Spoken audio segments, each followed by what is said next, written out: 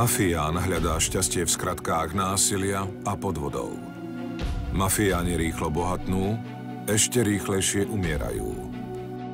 Toto sú príbehy tých, ktorí si u nás mysleli, že akurát im porastú stromy až do neba. Patril k nim aj Mikuláš Černák, v 90. rokoch údajný bos banskobystrickej mafie.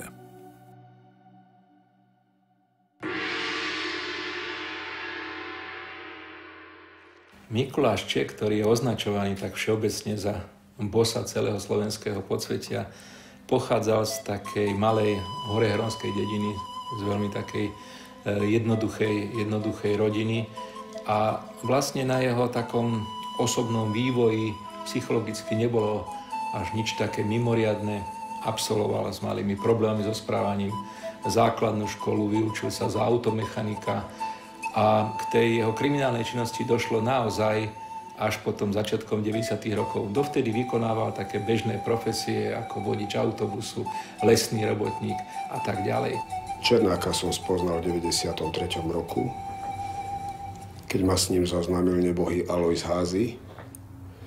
A spoznali sme sa v Poprade a poznal som ho ako jednoduchého chlapca, ktorý určite mal sklony byť dobrým statkárom alebo dobrým farmárom, nakoľko pochádzal z dediny. A on svoje ambície, osobne si myslím, že preniesol do ulic a neskôr na celé Slovensko a povýšil to na svoj princíp. Okolo roku 92 začal podnikať. Ako on sám uvádza, jeho základným podnikaním bola kúpa a predaj. Keď sme sa ho pýtali, čo sa tým skrýva, tak povedal rovno, že to išlo o fakturánstvo, to znamená o tie fiktívne nákupy tovaru, ktoré sa potom nezaplatili. Ale postupne veľmi rýchlo expandovala tá činnosť tej skupiny. Založili si SBS-ku, založili si stavebnú firmu, kúpili plno krčiem, erotických salónov. Z Brezna, kde začínali, rozšírili pôsobnosť do Bystrice, potom v celom stredoslovenskom kraji a postupne sa vlastne stal v tom slovenskom podsvetí takou rešpektovanou postavou, ktorej sa do istej miery podriadovali aj tí šéfovia tých iných regionálnych skupín. Mikuláš Černák bol capo di tutti capi, teda šéfom všetkých šéfov zločineckých skupín na Slovensku. Z Černáka mali obrovský rešpekt, ako v Bratislave, tak aj v Košiciach a si myslím aj v Dunajskej Strede a on sa aj tak správal. On to dával aj najavo a ono už len tým svojím správaním on pochopil, že títo ľudia ho akceptujú, rešpektujú a že stále nejaké percento má navrch, lebo dokázal zosmiešniť Sikoru, keď povedal, že ten si nedokáže objednať ani vraždu Durana. Dokázal zosmiešniť Papaja, však ten strieľal so zavretými očami. Takto vystupoval a takto aj jednal s ľuďmi a ja som ho nevidel, že by niekedy mal strach, že by niekedy zaváhal a že by dal vidieť svoju slabú stránku. Naopak, tento riešil radikálne a riešil to tým najhorším spôsobom. On bol v tom čase asi najbrutálnejší zo všetkých.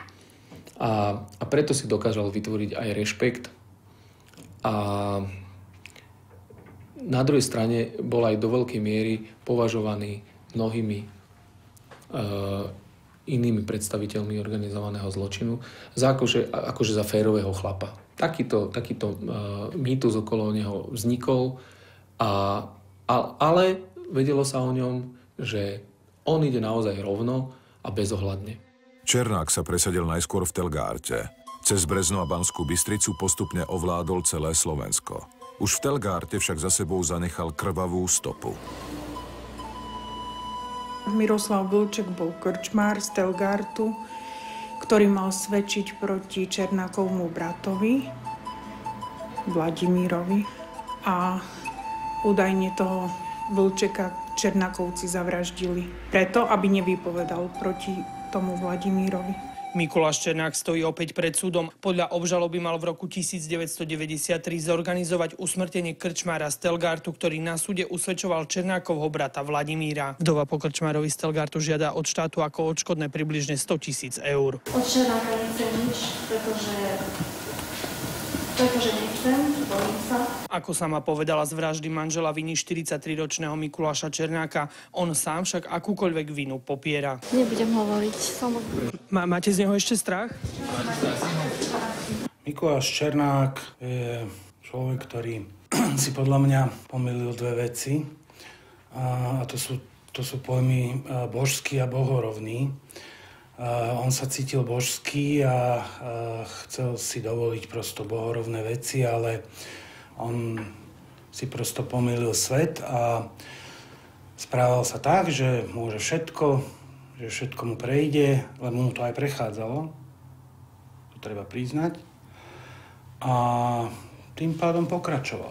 On patril ešte k tej generácii bosov podsvetia, ktorí riešili absolútnu väčšinu konfliktov hrubou fyzickou silou a vraždami. To je asi v ňom, ako v takej tej osobnosti, možno nejaká vočia osobnosť, ktorá dokázala na seba naviazať osoby s podobnými charaktermi.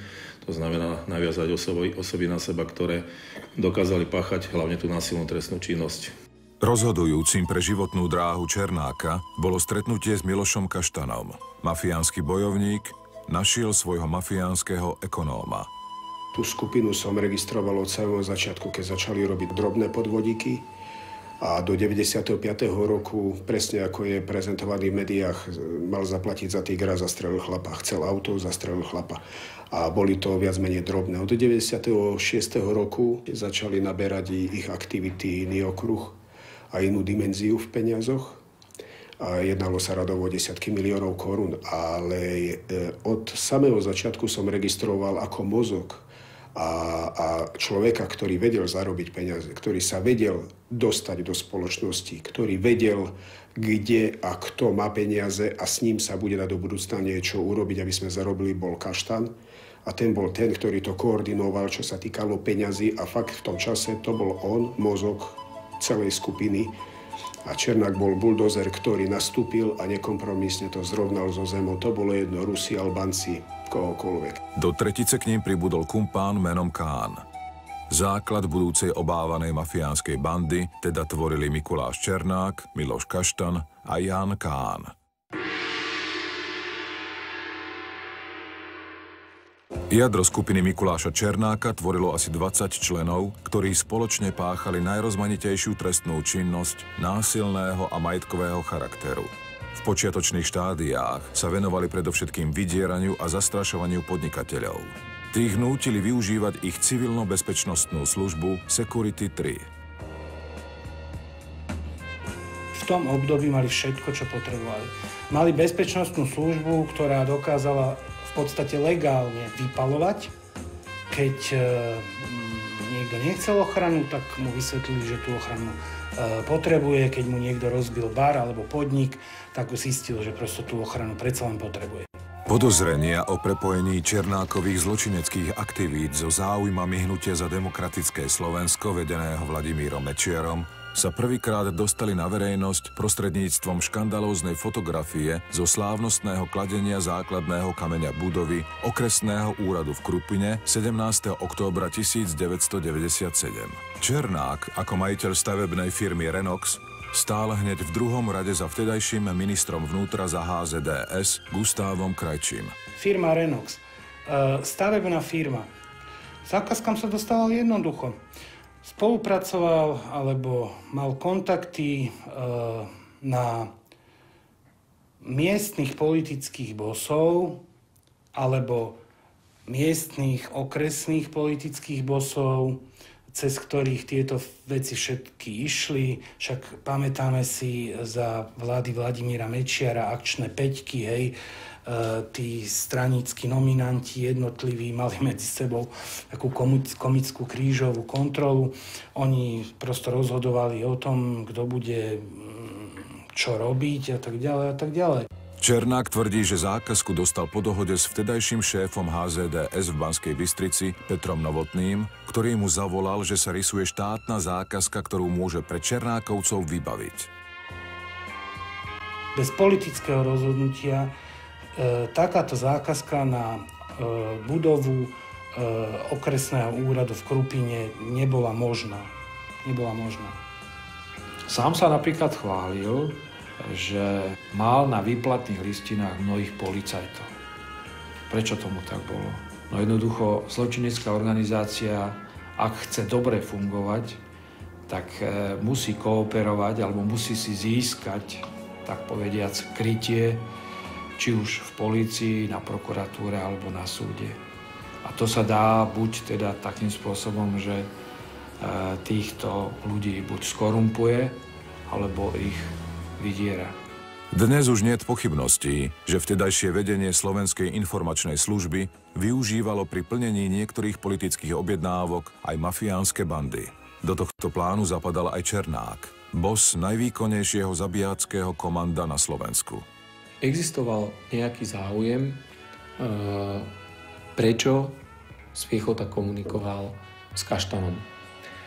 Čiže v rámci tohoto si Kaštan robil aj svoju politiku a presadzoval si aj svoje záujmy, ale samozrejme zabezpečoval Černákovi takú tú nedotknuteľnosť. Lebo to nebolo možné, že išiel Černák po meste, po Banskej Bystrici autom, aj neviem, či s Kaštanom teraz, alebo s Kánom, s jedným z nich, a proste jeden z nich pil plechovkové pivo, zastavilo pri nich policajné auto, pozeral sa na nich policajt, mali otvorené okno a proste on dopil jeden z nich tú plechovku a hodil mu ju do auta, že čo čumíš a vypadni, a proste ten policajt iba zavrel okno a odišli preč. Čiže to nebolo len v tom, že tí policajti sa aj fyzicky báli, lebo ten región je malý a Mikuláš Černák si ho vedel kedykoľvek nájsť a mimo služby mu mohol ublížiť. Ale bolo to aj tým, že proste vedeli tí policajti, že čokoľvek by podnikli, tak by to proste narazilo na nejaký telefonát z Bratislavy, aby bolo povedané, že no, tadiaľto cesta nevedie, lebo je nejaký iný záujem. Rozprával mi istý bývalý, v tom čase už bývalý príslušník Slovenskej informačnej služby, že bol svedkom toho, ako istý funkcionár SIS priviedol raz Mikuláša Černáka do istého prostredia spravodajcov Slovenskej informačnej služby a povedal im, toto je náš človek, je pod našou ochranou.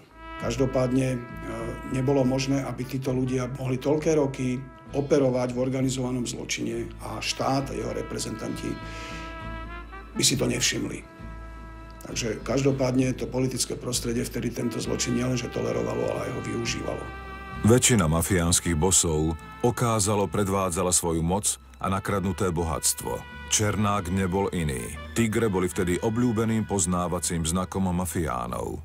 V priebehu 90. rokov zmizlo v okolí Banskej Bystrice i Brezna bez stopy viacero ľudí, ktorí sa zaplietli s vtedy neohrozeným bosom Mikulášom Černákom a jeho ľuďmi. Telá skončili zakopané v horách, miesta poznali iba tí, ktorí pri vraždách boli.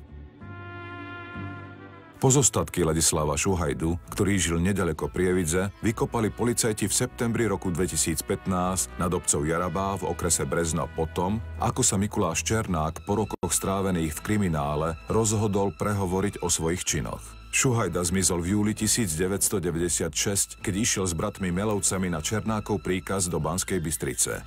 Niekoľko dní predtým totiž doviezol Černákovi do Brezna tigra za 120 000 korún. Černák mu vtedy odkázal, že je mimo mesta a pre peniaze nech sa zastaví v iný deň. Keď si pre ne prišiel, Černákovi komplici ho odviedli do bosovho nevestinca. Tam ho opieli, odviezli pod Čertovicu, vyzliekli zo šiat, popravili 2 ranami do hlavy a zakopali. Zúfali rodičia mohli svojho syna pochovať až po 19 rokoch po jeho smrti.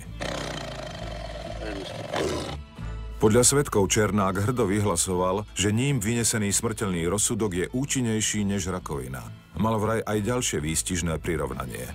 Obeťami, ktoré osobne zabil alebo dal zabiť, by vraj zaplnil autobus. Osobne, keď som sa s ním stretol a počas tých rokov, keď sme sa poznali, tak sa mi vyspovedal snáď z 25 vražd, ktoré časom som pochopil z médií, že sa stali. A na moju otázku, Miki, ty sa nebojíš, že ťa niekto usvedčí, odpovedal, čoho sa mám bať? Ja dostanem 25, svedok dostane 20 rokov. Takýto bol jeho pohľad na veci, ktoré sa diali pred 15-20 rokmi. Mikuláš Černák vytvoril svojej skupine silnú pozíciu v slovenskom podsvetí a získal si aj rešpekt bosov, ktorí ovládali ostatné slovenské teritóriá, vrátane bratislavského. Úzko s nimi spolupracoval a pokiaľ sa s nimi dostal do konfliktu, riešil ho násilím. Poznal som košických ľudí, ktorí tvorili podsvetia, boli tam Kolárik, Boržanský, to boli bývalí karatisti, zapasníci, boli fyzicky zdatní, ktorí nemali problém ísť do kriminálu, odsedeť rok, 2, 3, nemali problém sa konfrontovať fyzicky s kýmkoľvek, ale aj vtedy som videl, keď spoznali Černáka, tak to je ako keď pes vidí vlka, že viem, že mali obrovský rešpekt z neho a nakoniec sa pridali k Černákovej strane a išli aj proti Holubovi. Nadštandardné vzťahy udržiaval so skupinou Tibora Pápaja z Dunajskej Stredy, s Ivanom a Karolom Hmelovcami z Prievidze, s Karolom Kolárikom z Košíc i s Petrom Steinhübelom, výraznou postavou bratislavského i slovenského podsvetia. Košická oslava, ktorej sa začiatkom júla 1997 zúčastnili elity vtedajšieho východoslovenského podsvetia, súvisela s krstninami malého syna neskoršieho bossa Karola Kolárika. Na videu vidno, ako sa krstný otec z Banskej Bystrice Mikuláš Černák zabáva v kúte so vtedajším košickým bosom Robertom Holubom. O 3 mesiace neskôr ho mal práve on paradoxne vylákať do hlavného mesta. Prestrelku v bratislavskom hoteli Holub na rozdiel od svojho ochrankára Štefana Fabiana prežil, no nájomný vrah ho o pár dní neskôr dorazil na nemocničnom lôžku.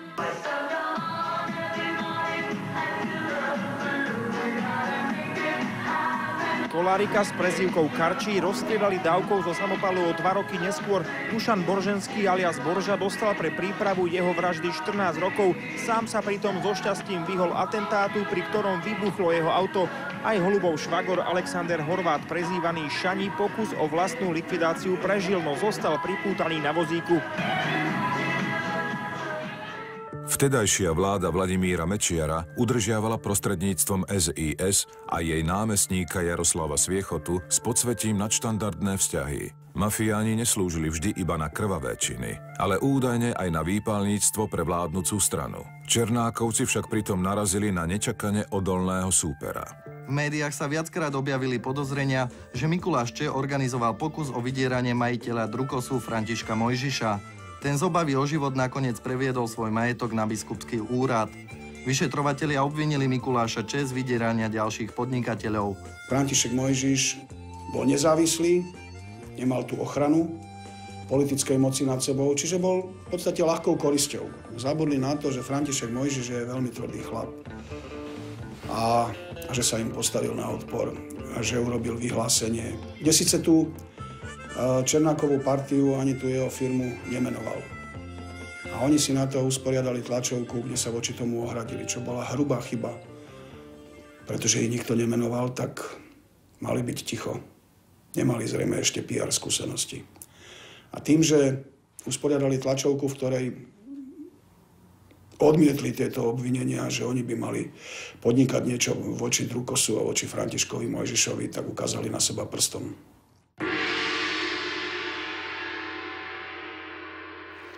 Bratislavčan Peter Steinhübel, prezývaný Žaluť, si u kolegov z podsvetia objednal službu.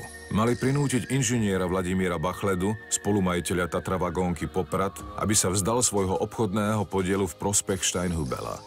Kauza Tatravagónka je vlastne jedna z takých najstarších privatizačno-mafiánskych kauz. A samozrejme, že pán Bachleda sa dostal k tej Tatravagónke v rámci proste nejakých vzťahov, ktoré vtedy fungovali. Privatizovala tu len veľmi úzka a vybraná skupina ľudí. A keďže sa vedelo, že tá privatizácia prebieha nie práve čestným spôsobom, tak to vytváralo priestor pre mafiu, aby si uplatňovala svoje záujmy. A obávam sa, že toto sa stalo presne Bachledovi. O Bachledovej vražde začal nedávno vypovedať sám Mikuláš Černák. Steinhübel údajne za Bachledov podpis na prevodných dokumentoch a jeho likvidáciu zaplatil 20 miliónov korún. Vraždu si vraj objednal u Síkorovcov. Tí Bachledu uniesli do Černákovho penziónu nedaleko Tálov, kde ho spolu s Černákovými ľuďmi omámili a pod nátlakom prinútili podpísať plnú moc na prevod podielu v Tatravagónke. Po podpise ho vo veľmi zlom stave previezli na Tále do lesa, kde vykopali hrob. Podľa Černákovej výpovede Bachleda síce vyzeral, že je mŕtvy, ale pre istotu ho predtým, než ho zahrabali, Černák strelil do hlavy. Osobne si myslím, že o tých 25 vraždách, čo viem, čo mi vyrozprával, je ešte ďalších 10, 15, 20, ktoré sa určite udiali. Môžem uviesť ešte jeden prípad, ktorý je zaujímavý a je to tým, že stále bážil po niečom, že sa mi chcel vyrovnať tým, že kúpil som si motorku, kúpil si ju aj on. Kúpil som si SUVčko, kúpil si to isté a keď som mal luxusnejšie auto Mercedes, tak raz došiel na tom istom Mercedese, tá istá značka a ukazuje mi ho a hovorí, pozri, aké auto mám. Ja som ho pochválil, mu hovorím, krásny voz, aj keď nie je v takej úprave, super. Otvoril mi spolujazdcové dvere a rozčuloval sa. A spolujazdcové sedadlo bolo plné srsti bielej od psa a rozčuloval sa a hovorí, pes, hovorí, jak mi zanesol tú sedačku, zašpinil, hovorí od chlpov. A na to ja mu hovorím, máš psa? A on mi hovorí, nie ja, ale majiteľ mal psa. A ja hovorím, aha, hovorím, vravím, a si ho kúpil? Vraví, no nie, nekúpil som ho, ale idem ho prepísať, hovorí, zastrelil som, hovorí, Bielika, to je bývalý majiteľ toho Mercedesu. A na to som ostal zarazený a hovorím, jak zastrelil. Vraví, keď ti budem hovoriť, to mi neuveríš, to si musíš sadnúť. A rozprával mi príbeh, kedy zobral toho pána do lesa, chodil s ním po lese, chytil ho za krk, priložil mu pištol k hlave a pištol sa zasekla. Na to mi hovorí, predstav si, seklo pištol, hovorí, neuveriteľná vec. Na to prikladá mu druhýkrát pištolku v hlave, idem stisnúť spúšť, seklo druhý raz. Tak búcham s tou pištolou do stromu a si hovorím, to není možné. Ten sa meta a kričí, Miky, ty ma chceš zastreliť. Vraví, ja ťa nechcem zastreliť. Zobral som tretí raz, priložil som, vtedy som ho strelil a na to mi hovorí, ale to bol iný elegant. A ja mu hovorím, a prečo? Mi hovorí, ten mal byť voňaný aj slipy. Na to som ani nereagoval a mu hovorím, prosím ťa pekne, povedz mi, prečo to robíš, že hovoríš to rovno mne? Prídeš o týždeň, zastrelíš mňa, že ja som niečo hovoril, vraví, nie Milan, teba mám rád. Toto by som ja neurobil. Černák kooperoval aj so zločineckými skupinami v Poľsku. Príkladom takejto cezhraničnej kriminálnej spolupráce je únos a nakoniec aj poprava poľského podvodníka, jedného z najbohatších Poliakov toho obdobia, Grzegora Šimaneka. Grzegor Šimanek bol veľký hochštapler, u nás by sme povedali veľkopodnikateľ podvodníckeho strihu z Poľska, ktorý tam zarobil v 90. rokoch obrovské peniaze.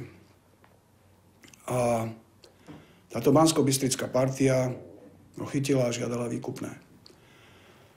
Z výkupného nakoniec zišlo, tie okolnosti sú dodnes nevyjasnené. Ľudia od Šimanka potom tvrdili, že už boli peniaze pripravené, len už bolo treba kuriéra. Každopádne Šimanek bol zavraždený na nejakej chate v horách pri Banskej Bystrici. Podľa neskorších svedectiev si na túto popravu Černák pozval vyberanú spoločnosť. Košického mafiánskeho bossa Holuba s 2 pobočníkmi. Černák sa v scéne, ktorú režíroval iba on sám, zjavne vyžíval. Na osamotenej chate sa Poliaka okázalo opýtal, či je ochotný zaplatiť výkupné. Odpoveď ho však už nezaujímala. Mal lepší nápad. Vytiahol zbraň a so slovami uvidíme sa v pekle, Šimanekovi strelil do otvorených úst. Potom jeho muži otiahli telo do pripraveného hrobu. Tam Černák vystrelil druhýkrát. Tento raz mieril na srdce. V priebehu tých rokov, keď sme sa poznali, že došiel už ku koncu, to bolo, tuším, 96. alebo 7. rok, kde ma požiadalo o izbu a keď som došiel k nemu na izbu, mal pištol položenú na stole a tak mi hovorí s tou jeho typickou grimasou. A mi hovorí, vieš čo, Milan, nie týždňa, čo takoho nezabijem. Nie týždňa, čo takoho nezabijem. Verejnosť sa o Černákovi dozvedela aj vďaka medializácii honosných osláv jeho 31. narodenín začiatkom decembra 1997. Zúčastnil sa na nich celý vtedajší mafiánsky výkvet krajiny. Prístup na miesto oslavy zabezpečovala ochranka zo samopalmy, čo polícii, ktorá udalosť monitorovala, zjavne neprekážalo. V Banskej Bystrici musel každý vidieť, že boss všetkých bossov oslavuje. Nad Urpínom, a teda aj nad mestom, sa na jeho počesť rozpútal spektakulárny ohňostroj. Černák bol na vrchole moci aj slávy. ale už o pár dní padol na samé dno. V decembri 1997 obvinila polícia Mikuláša Černáka z vydierania. Okrem neho aj Jána Kána, Miloša Kaštana, Vasila a Jaromíra Imrišekovcov. Mikuláš Černák bol prvýkrát obvinený niekedy v roku 1997 a krátko na to bol na neho vydaný zatýkač, pretože ho vraj nemohli predviesť, alebo nemohlo mu byť obvinenie doručené. Rozsiahlu pátraciu akciu uskutočnili dnes viaceré policajné útvary na Slovensku. Pátrali po organizovanej skupine 7 páchateľov obvinených z trestných činov vydierania. Celoštátne pátranie vyhlásila polícia po Mikulášovi Černákovi, Milošovi Kaštanovi a Jánovi Kánovi, ktorí sú podozriví zo závažnej trestnej činnosti. Ďalších 4 páchateľov polícia zadržala. Ako odznelo na tlačovej besede v Žiline, akcia mala ráznejší charakter, nakoľko jeden zo zaistených mal pripravenú odistenú zbraň. Všetci 3 páchatelia, ktorí sú na úteku, sú tiež ozbrojení. Dnes ráno sa tento hľadaný údajný šéf Banskobystrického podsvetia sám prišiel spolu s Jánom Kánom prihlásiť na políciu. Nikto mi neposlal predvolanku domov, nikto ma nevyzval, že sa mám dostaviť na žiadnu policajnú stanicu, takže bohužiaľ nemohol som vedieť. Až z novín a z tlače som sa dozvedel, že sme hľadané osoby a že sme ozbrojení. Vidíte, že sme neozbrojení. Zavolal si k tomu ešte aj štáb Markízy, nech to nakrútia. Bola to one-man show Mikuláša Černáka, ktorý podľa môjho názoru, a v podstate mi to aj potvrdil, videl tento film s úplne iným koncom, ako nakoniec skončil. Mikuláš Černák spolu s Jánom Kánom čakali na vyšetrovateľa 3/4 hodinu, počas ktorej nás všetkých tento policajt posielal preparkovať si vozidlá. Napokon prišiel vyšetrovateľ Jaroslav Koštiaľ. Vy ste prišiel na výstup kde? Ja som neprišiel, ja som prišiel na základe mass media sa prihlásiť, že ma hľadajú. Dozvedel som sa to včera v noci, tak som tu. Chcete ísť dobrovoľne? Dobrovoľne pôjdem, ale ja, rozumiete ma, keď som hľadaná osoba, nemôžem sa dobrovoľne pohybovať na svojom aute. Jedine s vami, keď pôjdem. No ja mám auto, ja vás odveziem a zoberieme druhé auto, ale neberte si to, že ste zadržaní, prišiel ste dobrovoľne. Som prišiel, ale som zatiaľ hľadaná osoba. Potiahnite auto. Ja mám Žigoliaka jedného. V 98. boli parlamentné voľby, ktoré síce vyhral Vladimír Mečiar, ale koalíciu zostavovalo SDK, Dzurindovo, a tým pádom došlo k výmene všetkého, celej politickej garnitúry, a všetky v podstate dohody, ak nejaké boli, prestali platiť. Tak sa dostal Mikuláš Černák tam, kde je. Prečo tak úzkostlivo trval na tom, aby mal okolo seba novinárov od hraničného prechodu až po políciu a z krajského riaditeľstva až na okresné zase nejakých policajtov okolo seba? Išlo o to, aby mal živé štíty. Aby na neho nemohol počas tej trasy niekto vystreliť. Bol chytrý. Urobil také bezpečnostné opatrenia, ktoré mu zachránili život. Predpokladám, že bol presvedčený, že v tej policajnej cele nebude dlho a jeho silné konexie ho dostanú rýchlo von.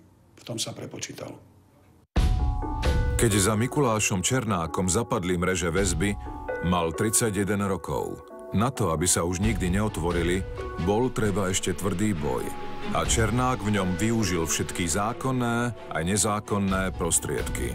Jeho príbeh tak pokračuje ďalej.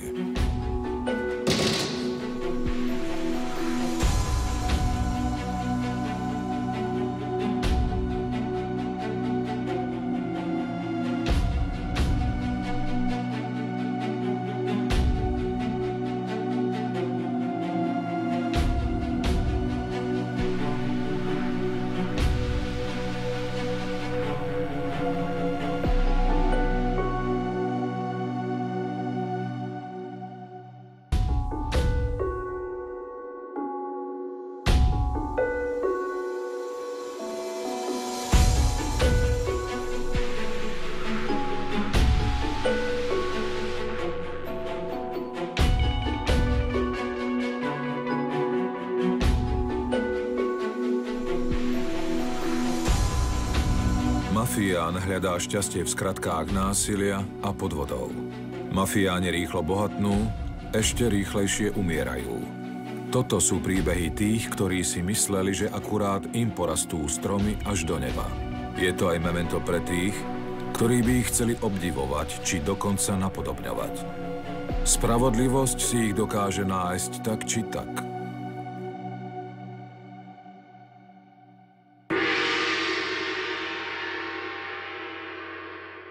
Mikuláš Černák sa cez mŕtvoly svojich sokov stal najväčším mafiánskym bosom Slovenska. Okázalo to dal najavo začiatkom decembra 1997 pri oslave svojich 31. narodenín, keď sa mu prišli pokloniť všetci tí, ktorí jeho nástup k moci prežili. Ale už o týždeň nasledoval pád rovno za mreže. Malo to logiku. Blížili sa voľby.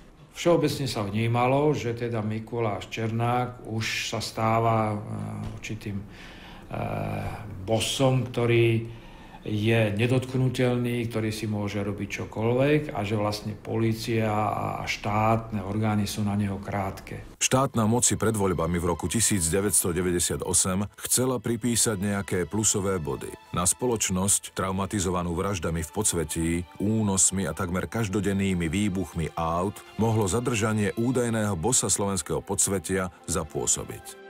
Myslím si, že dôvod, pre ktorý on už potom stratil to možno politické alebo štátno-mocenské krytie, bolo, že proste už to bolo neudržateľné.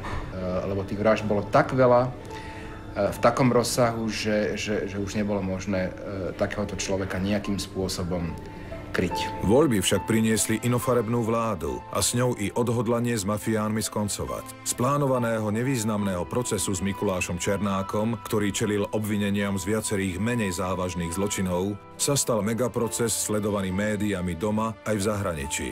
Odrazu sa rozhodovalo o treste doživotia. Proces s Mikulášom Č je pre našu justíciu historický. Prvýkrát údajný bos organizovaného zločinu skončil pred súdnym tribunálom. Mikuláš Č totiž so svojou skupinou z metropoly stredného Slovenska zrejme výraznou mierou ovplyvňoval činnosť celého podsvetia v krajine. Jeho kontakty pravdepodobne viedli aj k vplyvným politikom a činiteľom verejnej správy. Civilná bezpečnostná služba Mikuláša Č svojho času strážila mnoho objektov štátnej správy a jeho stavebná firma vyhrávala lukratívne štátne záväzky. Proces sa koná priamo v Banskobystrickom ústave na výkon väzby. Prokurátorka Jarmila Kováčová obvinila celú organizovanú skupinu. Spis má vyše 6 000 strán, samotná obžaloba 132. Po jej prečítaní Senát, vedený Ľubomírom Samuelom, celý deň vypočúval Mikuláša Č. Z celkovo 9 trestných skutkov skupiny je obvinený v 7 prípadoch. Tento súd sa rozsahom bezpečnostných opatrení a nových procesných úkonov považuje za historický. Na proces storočia Černáka priviezli 3 dni pred prvým pojednávaním z Leopoldova helikoptérov. Prísne bezpečnostné opatrenia zahŕňali dokonca aj to, že všetkých zamestnancov väznice, ktorí mali na Horehroní nejakých príbuzných, dočasne premiestnili na iné pracoviská. Tak každú eskortu musíte vykonať iným spôsobom. To znamená, že časť išla na aute, potom časť vrtuľníkom, potom zase na aute. A jednak to bolo aj bezpečnejšie pre nás, ale aj rýchlejšie. Po prvý raz sudcovia využili aj inštitút chránených svedkov, ktorí vypovedali prostredníctvom videokonferencie. Prvý chránený svedok bol práve v tejto kauze, že vyvstala potreba prispôsobiť sa iným európskym krajinám, kde majú tento inštitút, založiť útvar, ktorý to vykonáva a podpísať zmluvy s partnerskými útvarmi, ktoré sú v zahraničí a vykonávať takúto činnosť. Je to potrebné.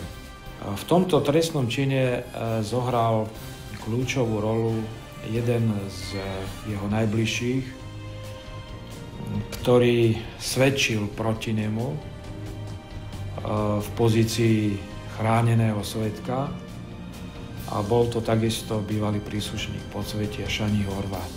Alexander H., prezývaný Šani, je údajne jediným svedkom vraždy. Poliaka Šimaneka mal podľa jeho výpovede zastreliť Černák. Horváta k výpovedi priviedlo poznanie, že aj jemu ide o život. Porušil totiž zákon mlčanlivosti, ktorý je hlavným princípom fungovania mafiánskych skupín. Chránený svedok Šani Horvát viackrát menil svoju výpoveď a keďže bol v režime ochrany, tak nebol nejakým spôsobom v kontakte s verejnosťou. Avšak Jediný, ktorý ho navštívil, bol jeho obhájca, jeho advokát z východného Slovenska. Neviem, koľko môžem písať teraz. Napravil som ja, že vonku tam je strašne 10 miliónov. By mi stačilo pre nich 10 000 marieb, aby mohli odísť. Aby mohli odísť otec, sestra, deti, zatiaľ. Skoncipovali žiadosť o zmene výpovede na Najvyššom súde, ktorú skutočne odoslali. Bez toho papiera nemajú šancu. Aj Najvyšší súd napriek tomu potvrdí rozsudok, my nemáte nič. Chránený svedok v kauze skupiny Mikuláša Černáka Alexander H. dnes poprvý raz verejne vypovedal v odvolacom konaní Najvyššieho súdu a hneď spôsobil zvrat doterajšieho vývoja procesu. Svedok s prezývkou Šani totiž poprel svoje doterajšie výpovede proti Černákovi a označil ho za nevinného. Dnes však tvrdil, že to bol Štefan Fabián, i keď vo výpovedi sa často sám zamotával. Predchádzajúce krivé výpovede zdôvodnil údajným dlhodobým nátlakom a vyhrážkami. No, on ešte predtým povedal, že chce, aby som povedal, že tam bol Černák, že by som svedčil na Černáka, že on zabil toho Poliaka. Zástupca generálnej prokuratúry už na súde chcel predložiť dôkaz, za akých okolností napísal Šani list o zmene výpovede a čo mu za ňu bolo slúbené. Polícia podozrieva ľudí okolo Mikuláša Černáka, že Šaniho presvedčili k dnešnému počinu. Šani už nechce ochranu polície, bojí sa, že ho zabije. Preto Šani Horváth najskôr poprel svoju výpoveď z vyšetrovania. Keď prokurátor predložil túto nahrávku o ponuke Černáka ovplyvniť svedka sumou 10 miliónmi, tak zároveň polícia obvinila jednak svedka za krivú výpoveď a jednak advokáta z Košíc. Tak chránený svedok opätovne sa vrátil svojej pôvodnej výpovedi. Avšak problém nastal v akceptovateľnosti dôkazu. Súd rozhodol, že podľa vtedy platnej úpravy nie je možné ako dôkaz použiť záznam z rozhovoru medzi klientom a jeho advokátom. Do termínu zákonnej väzby Černákovcov bolo nevyhnutné stihnúť nielen vyniesť rozsudok prvostupňového súdu, ale aj celý odvolací proces na Najvyššom súde Slovenskej republiky. Sudca Samuel boj o vyjasnenie vraždy Šimaneka, za ktorú mohol Černák dostať doživotie, v časovej tiesni vzdal. Súd uznal vinných 7 z 9 obžalovaných. Mikuláša Černáka odsúdil na 15 rokov odňatia slobody v 3. nápravno-výchovnej skupine. Podľa Senátu nie sú pochybnosti o tom, že došlo k únosu a vražde. Vzhľadom na nedostatky pri odoberaní stôb a dôkazov sa dalo preukázať len miesto, kde sa našla mŕtvola. Súd vyjadril pochybnosti, či nájdené pozostatky pri chate v Polomke patria Poliakovi Šimanekovi. V zdôvodnení rozhodnutia Senát uviedol, že zničenie jediného dôkazu článkov prstov z mŕtvoly pred právoplatne skončenou vecou nemá v našej súdnej praxi obdobu. Tak rozporné dôkazy, ktoré boli vykonané na hlavnom pojednávaní, nesvedčili jednoznačne o takých záveroch, ktoré boli prijaté, pokiaľ ide o vinu. A z toho dôvodu sa domnievam, že posledné slovo zrejme a poslednú bodku za tým určite urobí odvolací súd. V decembri roku 2000 Najvyšší súd na základe novely trestného poriadku predĺžil Černákovi a jeho dvom spoluobžalovaným trvanie vyšetrovacej väzby z 3 na 5 rokov. Uznal ho vinným z vydierania. Trestný čin brania rukojemníka a vraždy poľského občana vrátil späť na Krajský súd v Banskej Bystrici.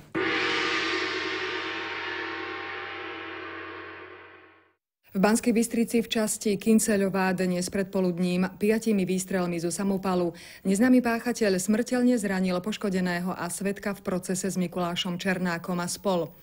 Ide o 30-ročného Mariána Karcela. Ten počas prevozu do nemocnice zraneniam podľahol. Svedok Marián Karcel, na rozdiel od mnohých svedkov pred ním a aj po ňom, svoju výpoveď proti Černákovi nikdy nezmenil. Umlčať ho teda mohla len smrť. Pripomeňme, že zavraždený Marián Karcel figuroval ako svedok v jednom z 9 bodov obžaloby v trestnej veci Mikuláša Černáka a spol. Karcel bol totiž majiteľom penziónu majú v hodnote 3,5 milióna korún, o ktorý ho mal Černák a ďalší dvaja spoluobžalovaní pripraviť. Paradoxne, Mikuláš Černák je za toto obvinený a v tom čase bol vo výkone trestu odňatia slobody, ale tam bolo preukázané, že túto vraždu organizoval priamo z väzenia. Dnes si už nevieme ani predstaviť, akými brutálnymi metódami mafia zastrašovala svedkov svojich zločinov. Polícia už pozná identitu mužov, ktorých našli v pondelok uhorených v aute na horskom priechode Šturec. Jednou z obetí je Andrej Ambros z mýta pod Ďumbierom, ktorého našli v aute kľačať na mieste spolujazdca s hlavou opretou o volant. Táto neprirodzená poloha naznačuje, že muža zavraždili a následne položili do auta. Zavraždený muž je známy ako spolupáchateľ v prípade únosu a vraždy Poľaka Grzegorza Šimaneka. Na Andreja Ambróza prepísal Mikuláš Černák svoj penzión v Bystrej, v ktorom sa chovajú známe Černákove tigre. Penzión predtým patril Marianovi Karcelovi, ktorého tiež pred niekoľkými rokmi zavraždili. Konečného rozsudku sa nedožil ani spoluobvinený Jaromír Imrišek či ďalší svedok, košický boss Karol Kolárik. Mikuláš Černák dostal napokon 8,5 roka za dvojnásobné vydieranie. Keďže sa sudcovia zhodli na tom, že vražda Šimaneka nepatrí Černákovi, tak mu znížili trest na, myslím, 8,5 roka a podmienečne ho prepustili.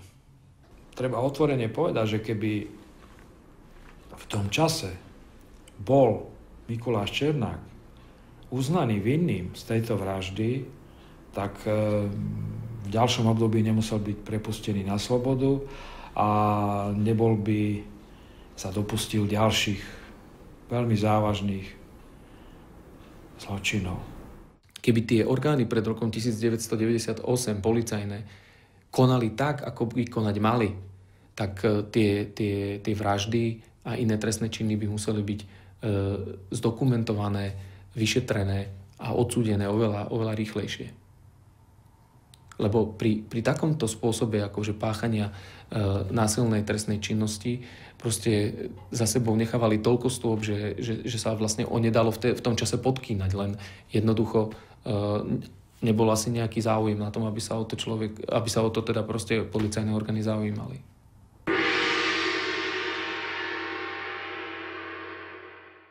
Mikuláš Černák, hlavný aktér najväčšieho súdneho procesu na Slovensku, je odnes slobodným človekom. Pred hlavnou bránou väzenia na neho čakali davy zvedavcov a novinárov. Po okolitých cestách krúžili limuzíny jeho ľudí. Pri zadnom vchode sa však zatiaľ rozostavilo policajné komando, lebo Černák naplánoval všetko inak. Mikuláš Černák opúšťa popoludní ilavské väzenie na vlastnú žiadosť aj s policajným sprievodom. Ja by som povedal, že mu niekto zase vyšiel v ústretí. U takého človeka, o ktorom sa vedelo, čo má všetko za nechtami, aj keď v tom čase mu neboli v druhej väčšine jeho skutky dokázané, nemohol žiadny gramotný a žiadny súdny sudca na Slovensku odôvodniť jeho prepustenie dobrým správaním. Po tom prepustení nastala taká zvláštna situácia, že došlo ku konfliktu dvoch Mikulášov. To bol známy medializovaný prípad medzi Mikulášom Černákom a Mikulášom Dzurindom, ku ktorému došlo na lyžiarskej trati vo Vysokých Tatrách, kde Mikuláš Černák spôsobil podľa názoru Mikuláša Dzurindu výtržnosť a on podal na neho trestné oznámenie pre trestný čin výtržníctva. Incident sa odohral v piatok 27. decembra okolo obeda v areáli lyžiarskeho strediska na Štrbskom plese, kde boli zhodou okolností premiér aj Černák na lyžovačke. Ja som videl, ako pán Černák terorizoval občanov, ako sa predieral cez ľudí hlava nehlava. Videl som, ako v dôsledku jeho konania dospelý človek preletel cez zábrany, ktoré lemujú koridor, cez ktorý ľudia čakajú na vleky. Tam naozaj tá sebareflexia chýbala a fakt je ten, že takto sa oni bežne prejavovali v bežnom živote. Oni porušovali bežnú etiku, bežné zákony, dopravné predpisy a podobne a väčšinou im to prechádzalo. Vtedajší minister spravodlivosti preskúmal jeho podmienečné prepustenie a zistil, že to podmienečné prepustenie nebolo v súlade so zákonom. Napriek pomerne jednoznačnému zneniu zákona ho súd prepustil po polovici výkonu trestu, napriek tomu, že za to, za čo bol odsúdený, trestný zákon umožňoval prepustenie až po výkone 2/3 trestu. A preto tam smerovalo moje dovolanie a preto následne išiel Černák naspäť do väzenia. Černák sa nechcel dobrovoľne vrátiť do väzenia a tak ušiel. Navyše sa objavili poplašné správy, že podsvetie sa za Černákov proces pomstí atentátmi na prezidenta, premiéra a ministrov vnútra aj spravodlivosti. Tí dostali zvýšenú ochranu. Dnes krátko po 8 hodine zadržali Mikuláša Černáka. Akciu uskutočnili príslušníci špeciálneho útvaru na boj s organizovaným zločinom pri benzínovom čerpadle na území Praha Východ. Pri zatýkaní nekladol odpor. Zrejme mu neporadili advokáti to, že v trestnom poriadku bolo ustanovenie, ktoré umožňovalo ešte predtým, ako je vydaný zatýkač, ministrovi spravodlivosti požiadať iný štát o predbežné zatknutie. A jeden podvečer tiež za mnou prišiel vtedajší minister vnútra a policajný viceprezident s tým, že urobíme to predbežné zatknutie. Požiadal som o spoluprácu ministra vnútra Českej republiky Krosa, s ktorým som hovoril minulý týždeň a požiadal som ho o pomoc. A sme to vo veľmi úzkom kruhu v ten večer napísali. Ja som to podpísal, polícia zobrala a v Prahe pomerne prekvapeného Černáka zatkli. On si myslel, že ešte má pár dní, že kým nevydaný zatýkač. Čiže v princípe sa až tak neskrýval. A tam sa teda pomýlil a odtedy je za mrežami. Česká strana žiadosti vyhovela a do Prahy odcestovali slovenskí špecialisti na boj s organizovaným zločinom. Na Černáka ešte stále nie je vydaný medzinárodný zatýkač. Minister Palko tvrdí, že polícia sa oň ani neusilovala, aby zabránila úniku informácií. V súčasnosti je Černák v cele predbežného zadržania, kde môže byť do 40 dní.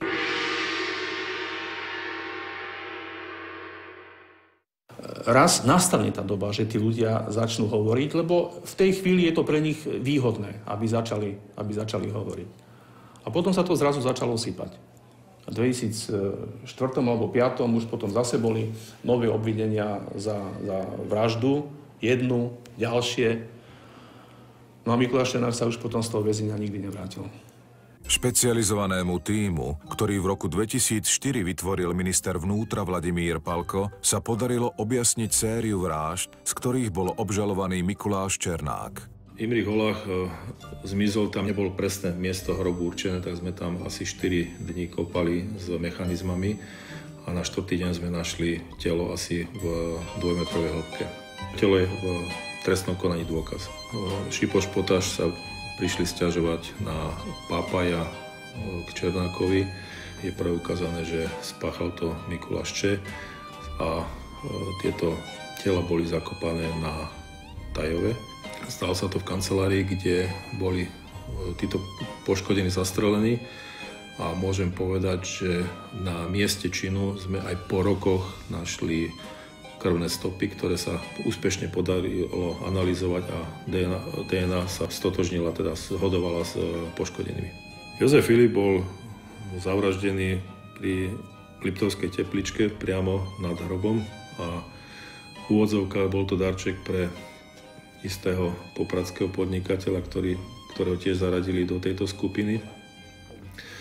No a tiež tam boli nejaké podozrenia, že je to policajný informátor a de facto bola obava z jeho konania nejakého.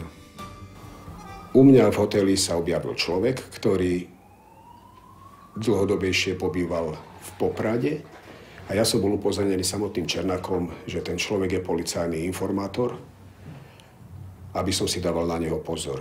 Ja som na to povedal Černákovi, vieš čo, je to dobre, že je tu, aspoň vidia policajti, že nič nerobím. Tento človek so mnou páchal ekonomickú trestnú činnosť, čo mňa v podstate zaujímalo. Bol som ten typ, ktorý neznášal násilie a nebol som ale snažil som sa zarobiť peniaze. Aj keď nelegálnym spôsobom, za čo som bol aj patrične odsúdený. Spomínaný pán Filip sedel u mňa v reštaurácii, kde bol televízor a v poludňajších hodinách prebiehala relácia v televízii Polícia pátra a podišiel som zozadu k nemu, sedel s klobukom na hlave a točil si na prste granát a pozeral sám na seba v televízii, kde bola jeho fotka. Ja mu hovorím, Jožo, nevadí ti to, že si v televízii? On vraví, nie. Na to som odišiel preč na recepciu a volal som môjho spoločníka, ktorému hovorím, prosím ťa pekne, volaj policajtov a buď taký dobrý, povedz, že na 8. poschodí v reštaurácii sedí človek, ktorý je hľadaný políciou a je po ňom vydané patranie. Ten človek aj volal na políciu a ja už ďalej rokmi neviem, ako sa to udialo, len nedošli žiadni policajti a tento príbeh pokračoval tak, že oslavoval som svoje narodeniny a v deň mojich narodení nabehol Černák aj so svojimi ľuďmi do mojho nočného baru. Došiel za mnou a pýtal sa na spomínaného Filipa s tým, že ho potrebuje nájsť. Oni boli asi skupina 5-6 ľudí, išiel som s nimi na chatu. Samozrejme, Filip bol na chate, Černák s ním debatoval, hovoril nejaký príbeh s ním. Na to všetci sme sadli do aut a odišli sme preč smerom ku lesu. Keď sme išli, tak pamätám si, Filip mu hovorí, bol som u veštice a veštila mi, že bude mať dlhý život. Na to Černák hovorí, vieš čo, ona ešte nevedela, že stretneš mňa. Kde kto stál, popíšte. Černák prešiel tu na dozadu za Černák prešiel tu, postavte, tu na dozadu za Filipa. Tak? Áno. Filip zrobil krok dozadu, lebo videl, že je jama vykopaná. Filip urobil krok dozadu, lebo videl, že je jama vykopaná. Ostatní kde stali? To neviem presne, viem, že pán Černák stál tu. To neviem presne. A pán Černák priložil mu pištol pod ucho a strelil. Mu priložil pištol pod ucho a strelil. Keď som sa pozrel smerom, kde zaznel výstrel, tak som videl, ako opar alebo para ide z hlavy tomu človeku a videl som, ako ruku dáva dole niekde z oblasti ucha toho človeka. Na to ma otočil, poblahoželal mi k narodeninám. Všetko najlepšie k tvojim narodeninám, odzovky, a dodal, a už je s nami v tom. Jozef Štefan, keď mal dávať pozor na jednu manželku jedného podnikateľa, tak ju znásilnil. To bol ten pravý dôvod, prečo sa stal tento skutok. Vražda Karcela to boli tie podnikateľské aktivity ohľadom predaja jedného objektu. Lenhard mal spor s miestnymi, a to bol asi Ivan a Karol M., ktorí ho aj vylákali do Banskej Bystrice, Černákovej firmy. No a tu ho za pomoci ostatných komplicov zvalili na zem a Mikuláš Černák ho zastrelil. Lenhard, keďže asi vedel, že Mikuláš obete zakopáva alebo necháva zakopávať, on ho sám požiadal, aby ho nechal vonku. Podľa výpovedí svedkov sa mal samotný Mikuláš vyjadriť, že v tom zmysle, že vidíte, to bol chlap, ani neprosil o život. Pravdepodobný motív vraždy Slivenského je to, že hľadal strelca na Mikuláša Č. A to vám poviem príbeh, ktorý sa odohral u mňa v hoteli, kde som bol so Slivenským, s Černákom, dole v bare sme sedeli. Na kaviarni boli ďalší dvaja ľudia. Až sa nemýlim, jeden z nich bol Melo, toho som videl prvý raz v živote. A keď došiel Slivenský, podišli k nemu, niečo s ním rozprávali a odišli s ním do tých šatní, ktoré sa nachádzali za herňou. A po čase som tam išiel ja a vtedy som videl Slivenského na zemi ležať. Černák držal nož v ruke a ďalší robili nejaké pohyby mu pri hlave a keď som sa lepšie pozrel, tak rezali mu hlavu. Na to ja vravím Černákovi, čo ty si sa zbláznil? Hovorím, si ty idiot, vravím, tak čo vy ste tu urobili? A na to hovorí, Mila, nedalo sa nič iné robiť, hovorí. A ten druhý, tuším, bol z Dunajskej Stredy, ten sa očividne na tom zabával. Čemi. Položili mu hlavu do umývadla. Na to Černák zahlasil, rýchlo treba doniesť nejaký koberec. Viem, že Olach iniciatívny za sebe hal za tým schodiskom, že ide po nejaký behuň schodby. Ja mu hovorím, počúvaj, nebehaj, ty nenos žiadne koberce, tu nahovorím. A nejaké postelné prádlo bývalo u mňa na hoteli, tak ho doniesol, do ktorého ho zabalili a kde bolo razítko Hotel Gerlach. Na to ho odniesli, kde ho odniesli a zapalili telo s tým, že tá plachta nezhorela celá, ale ostalo s razítkom, ktoré nezhorelo, že je to gerlachovská plachta z hotelu môjho. Preto všetky indície viedli ku mne s tým, že roky to trvalo, sme mali rozbité okna na dome a ja neviem, ľudia pluli a roky to trvalo, kým sa objasnila táto kauza, kde som v podstate figuroval, aj keď nie priamo. Po tejto vražde bola hlava oddelená od tela a na druhý deň bola vystavená na sídlisku, kde býval, na parkovisku na jednom aute pred domom. Ešte dali tam aj policajnú čiapku, aby teda zdôraznili, že je to bývalý policajt. Mikuláš Černák bol obvinený zo spáchania 6 vražd v spolupáchateľstve a 7. vraždu mal nariadiť. Jedným zo svedkov bol jeho najbližší komplic Miloš Kaštan. Údajný mafiánsky boss Mikuláš Č. sa prekvapujúco priznal k jednej vražde. Stalo sa to počas záverečnej reči na Prešovskom súde. Ide o smrť údajného policajného informátora Jozefa Filipa. Mikuláš Č. čelí obžalobe ešte z 5 iných vražd a organizovania ďalšej. V týchto vinu poprel. Skutku Filip som sa priznal. V plnom rozsahu berem zodpovednosť za tento skutok a hanbím sa za ňou. Priznanie obžalovaného je len určitá forma vyjadrenia jeho stanoviska k trestnému stíhaniu v rámci záverečnej reči. Treba však zdôrazniť, že nie je priznanie ako priznanie. Černák zdôraznil, že z vražd ho usvedčujú tiež mafiáni a poukázal, že vinu na vražde Filipa nesú rovnako aj oni, no nie sú za to trestne stíhaní. Oni v tom lese neboli na huby. Oni v tom lese išli s úmyslom zavraždiť človeka so mnou. My sme sa predtým dohodli. Dohodli sme sa na podmienkach, išli vykopať hrob. Bolo to všetko pripravené dopredu, dohodnuté. Bývalých kumpánov, s ktorými kedysi robil biznis aj popíjal, dnes Černák označil za gangstrov, ktorí chodia po slobode, kým on za nich sedí. No nepoviem vám nič a klame, samozrejme, že klame. Hlavným motivom celej jeho záverečnej reči bolo to, že poukazoval na svojich komplicov, ktorí svedčia proti nemu, preto aby si sami zaobstarali beztrestnosť. V Černákovej záverečnej reči nechýbali ani slova ľútosti nad svojou temnou minulosťou. Ja som niekoľkokrát uviedol, že za svoju temnú minulosť sa hanbím. No bohužiaľ nedá sa to už vrátiť späť. No to neznamená, že mi není ľúto ľudského života. Tiež hlavne príbuzných detí, manželky, rodičov poškodených, ktorí nemôžu za to, ako žili, čo robili poškodení, ktorí sú predmetom prejednávanej veci. Ja som sa nenarodil takisto mafiánom, zločincom. Vyrastal som v slušnej rodine. Z očí v oči hrozbe doživotného rozsudku siahajú Černákovi obhajcovia po každej slamke. A tou je znalecký posudok, či je doživotný rozsudok nevyhnutný. Akú má šancu nás, psychológov, sa týka skôr otázka ako posúdenia tej prognozy resocializácie. Pri tých prvých posudkoch sme to hodnotili ako negatívnu prognozu, ale nepochybne, ak táto otázka príde znovu do úvahy, tak bude znovu znalecky posudzovaný a ten znalecký posudok snáď prispieje aj k riešeniu tejto otázky.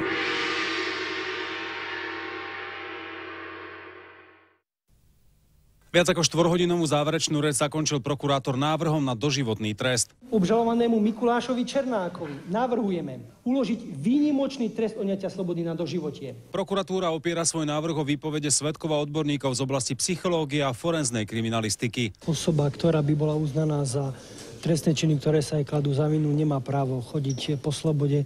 Iný ako výnimočný trest neprichádza u nej do úvahy. V poslednej chvíli pred vynesením rozsudku Černák ponúka svoje priznanie k niektorým vraždám výmenou za kratší trest. Neúspeje. Pred vynesením rozsudku dostal tzv. Právo posledného slova. Ja si myslím, že za ten rok pojednávania, ktorý sme spravili, bolo z mojej strany povedané všetko, čo bolo treba povedať. Takže ja nemám žiadne nové skutočnosti a myslím si, že Senát bude mať jasno už tejto veci aj bez toho, aby som čokoľvek povedal. Senát okresného súdu v Prešove napokon vyriekol očakávaný rozsudok. Okresný súd Prešov dnešného dňa na hlavnom pojednávaní takto rozhodol. Obžalovanému Mikulášovi Černákovi za skutky 1 až 5 súhrnný výnimočný trest odňatia slobody na doživotie. Obžalovaný Mikuláš Č. sa proti rozsudku odvolal. Prokuratúra je však presvedčená o nepriestrelnosti svojich argumentov. Pokiaľ sa okresný súd stotožnil v celom rozsahu s našimi návrhmi v záverečnej reči, si myslím, že krajský súd sa prikloní k našej argumentácii a v celom rozsahu potvrdí rozhodnutie, spravodlivé rozhodnutie okresného súdu v Prešove. Odvolanie súd zamietol a rozsudok sa stal právoplatným. Černák si ho odmietol vypočuť priamo v súdnej sieni. Osobne si myslím, že sa Mikuláš Černák nedostane na slobodu. A predpokladám, že je ešte toľko neobjasnených vražd z toho obdobia, keď Mikuláš Černák bol na slobode. Ja neviem, že ich spáchal on, ale toľko neobjasnených vražd, že predpokladám, že polícia ešte pracuje na ďalších veciach. Podľa mňa nie všetky tie veci sú uzavreté. Začiatkom roku 2015 Černák nečakane prerušuje svoje dlhoročné mlčanie a rozhodne sa spolupracovať s políciou. Priznáva sa k vražde košického mafiánskeho bossa Roberta Holuba a vyhlasuje, že pomôže polícii objasniť ďalších 32 mafiánskych vražd. On, ktorý si zakladal svoju reputáciu na tom, že nikdy nekolaboroval s políciou, že nikdy nebol konfidentom, že nikdy sa nezaplietol proste či už so Slovenskou informačnou službou alebo s políciou, tak ako sa zaplietol napríklad Kaštan. Hej. Tak teraz začal Mikuláš Černák vo väzení proste rozprávať a hovorí, že je ochotný vypovedať o ďalších skutočnostiach, pretože pochopil, že vlastne tá jeho priamočiarosť a taká tá jeho zásadovosť, tá mafiánska česť, ktorú mal, že v podstate sa obratila proti nemu, pretože všetci sa zachraňujú tým, že rozprávajú a snažia sa tie výnimočné tresty proste nejako zredukovať.